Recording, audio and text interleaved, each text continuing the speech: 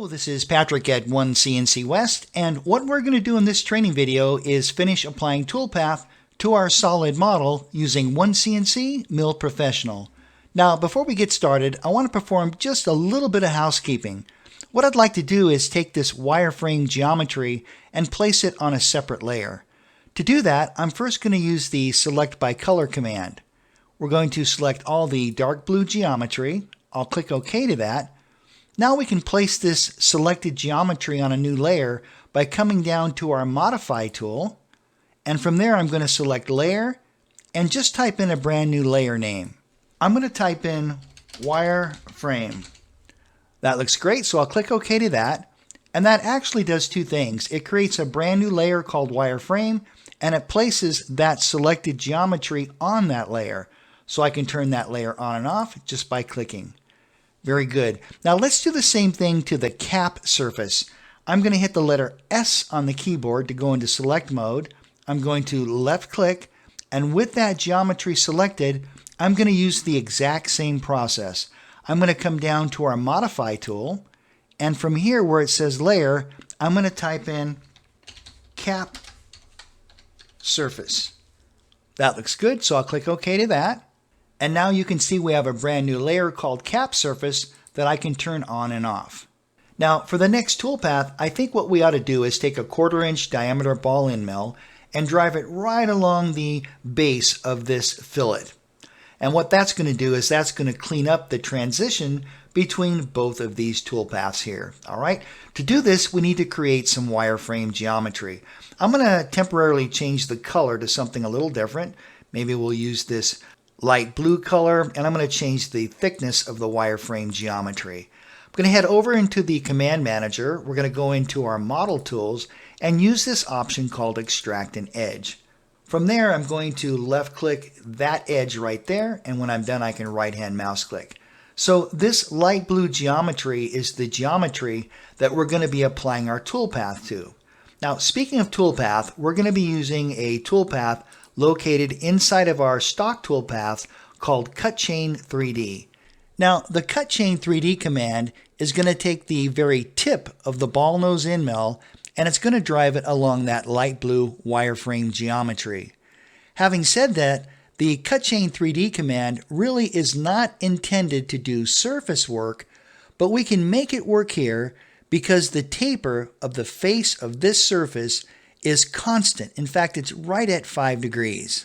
So all we really need to do is adjust the Z level of the light blue geometry to ensure that the ball nose end mill is tangent to that 5-degree taper. Let me quickly create some wireframe geometry to explain how we're going to accomplish this. I'm going to put the video on pause and then I'll be right back. Alright, so let's take a look at the geometry I've created. This diagonal line is exaggerated, but it's supposed to represent this tapered surface of 5 degrees. The circle you see, that represents the 1/4 inch diameter ball end mill. And ultimately what we want is the 1/4 inch ball end mill to follow the light blue geometry and at the same time be tangent to that 5-degree tapered surface. Now this circle represents the ball nose end mill when we're using the Cut Chain 3D command. Now remember, the Cut Chain 3D command takes the very tip of the ball nose end mill and drives it right on the wireframe geometry, just like that. And you can see by this example that if we leave that light blue wireframe geometry exactly at the current Z level, then that 1/4 inch ball nose end mill is going to cut a little bit too deep. All we really need to know is the amount that we need to shift or move that wireframe geometry up in Z so that the tool remains tangent to the surface. In this example, that distance is just 5/10. Now, we no longer need this wireframe geometry, so let's first select it by using the Marquee tool. So I'm going to drag a marquee around that, and then we'll hit the Delete key on the keyboard. Let's now select our light blue geometry. Going to head up to our Select by Color, select light blue, and we're going to move that up in Z just 5/10. So for the Z incremental amount, I'll type in 5/10, and then click OK to finish the command. All right, let's head over into the Command Manager, go into our stock toolpaths, Cut Chain 3D. I'm going to left click right here where I want the toolpath to start. These arrows represent the direction. I want to cut in this direction, so I'm going to left click. And now I can simply hit the F3 key on the keyboard to select the rest of the geometry. Now I'm going to be using the exact same tool we used previously within these two machining operations. So the turret position is going to remain at 3. I'm happy with the RPM at 4,500. The feed rates look great. We're going to be using a ball end mill. And again, it has the exact same parameters right at 250 thousandths for the diameter. Let's click next on this. Our clearances look good with a rapid Z-plane at 200 thousandths, a plunge clearance at 50 thousandths. That looks good. Let's click next on this. We don't need to take multiple depths of cut. That's why we're using none. However, if we were taking multiple depths of cut, we would use cut levels. I'm going to have this set to none. Very good, so we'll click Finish and let OneCNC generate the toolpath. All right, very good. Now, with this machining operation completed, let's take a look at the toolpath simulation. Let's head back over to the NC Manager. We're going to right-hand mouse click on the toolpath group, Simulate Rest. We're going to be using the solid model we created earlier for our stock, so we've got stock model selected. We'll click OK and let OneCNC simulate the toolpath. So here's our roughing operation. Then we're going to Profile and then perform that planar finish face machining operation, taking a 20 thousandths step over. And now you can see the Z-level finish machining operation, and this was set to take 20 thousandths depth of cut. Now the simulation's looking good, though I am going to slow it down just a little bit so we can take a close look at the Cut Chain 3D command. All right, now if we rotate the view a little bit, you can see that this machining operation has done a great job of blending or transitioning between both of those prior toolpaths. All right, I think this looks great. Let's exit out of the toolpath simulation now and continue to apply our toolpath. Let's head up to the right and click Close. For the next machining operation, I think it's a good time to drill these 4 holes. Before we do that, let's head down to the layer browser in the lower right-hand corner and let's turn our wireframe layer back on. And the reason why we're doing that is in an earlier video, we extracted geometry from this face of the solid model. And some of the geometry that was created were these circles right along the edges of all 4 holes. So we can use those circles to define the location of our hole operation. Let's head over to the Command Manager and let's select Drill Single. Now, drill single doesn't mean that you can only drill one single hole. It just means that you can only apply one single hole operation to the group of holes that you select. Now OneCNC wants to know, how do we want to select the holes? Well, I'm going to use Arc Center for this. That looks good. I'm going to take my cursor now and I'm just going to left click, left click, left click, and left click. And when I'm done, I can right-hand mouse click. Let's select Finish. And the very first dialog box is where we always define our tool. Remember, you can define a tool manually or you can select a tool from the tool library. In this example, why don't we grab a tool from the tool library? I'm going to left click on the tool graphics, and from there we're going to select the library tab. Now once inside the library, you'll notice that the drill category has already been selected. For this, we want to use a 1/4 inch high-speed drill. So I'm going to left click that, then click OK, and notice how OneCNC automatically fills out the speeds and feeds. Remember, that's done automatically because within the tool library, there's data such as the flutes and chip load and things like that. All right. You can always overwrite the speeds and feeds if you want to. For example, we could round the RPM down to 6,000, and if we wanted to up our feed rate, we could always type in whatever we want. This is going to be in turret position number 4, so I'm going to type in 4 for that. We can see we have a 1/4 inch drill. The included angle looks great. Our length looks good. Let's go ahead and click next to that.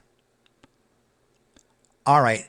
For clearances and depths, our first option is the rapid Z-plane. That's represented by the red grid, and that's right at 200 thousandths.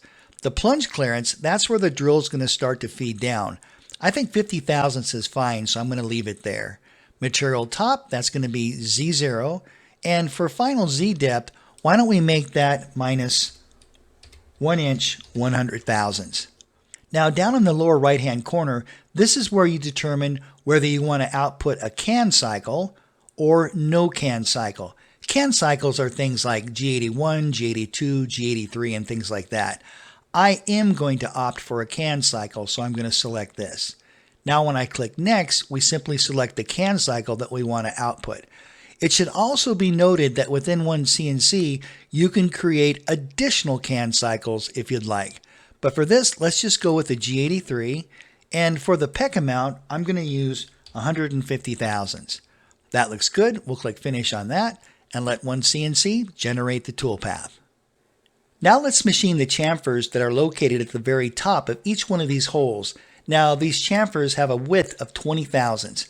We can use a drill cycle to machine the chamfers if we'd like, and that's what we're going to do here. Let's head back over into the Command Manager, select Drill Single, and again I'm going to use Arc Center as the method for selecting the chamfer locations. And all I'm doing is I'm taking my cursor and I'm just waiting till I see that little gold square. That gold square is telling me that I'm at the center of those circles we looked at earlier. So I'm going to left click, left click, left click, and left click. When we're finished, we can right hand mouse click. We're going to select Finish, and now it's time to define the tool. For this tool, I'm going to manually create this instead of selecting a tool from the library. This is going to be in turret position number 5. I'm going to lower the RPM to 4,500. For the feed rate, I'm going to up that to 12 inches a minute. Instead of a drill, let's use a chamfer tool. So I'm going to select chamfer. Very good. For the overall length, I'm going to put in 1 inch 250 thousandths. That's simply how far the tool sticks out from the holder. For the flute length, even though we really don't need this, for this example, I'll put in a 1/2 inch for that. The diameter, I'm going to make this 1/2 inch. Now for tip diameter, you could put in 0, but typically it's something more than 0. It might be something like 10 thousandths or whatever you'd like to put in there, but we can leave it 0 for this.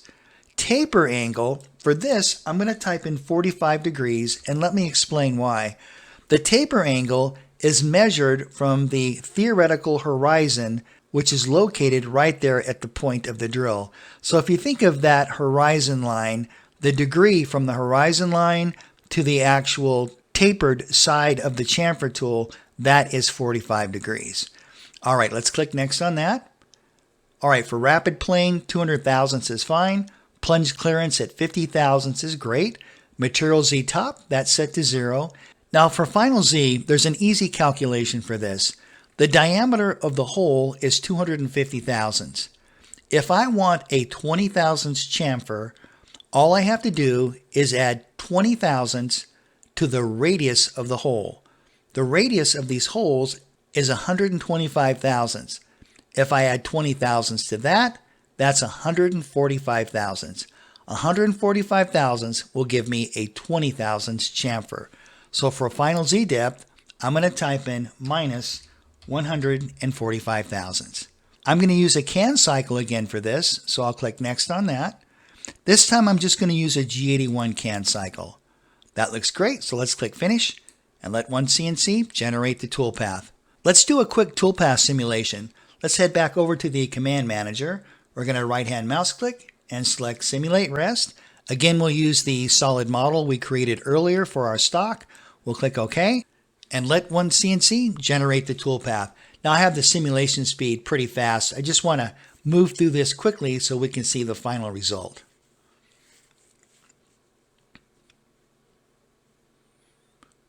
All right, so there's our Z-level finish command.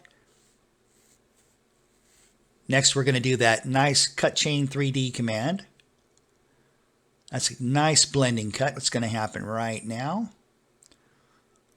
Yep, and then there's our drilling, and then there's our 20 thousandths chamfers. All right, that's it for this video. Thank you so much for watching, and I look forward to seeing you in the next video.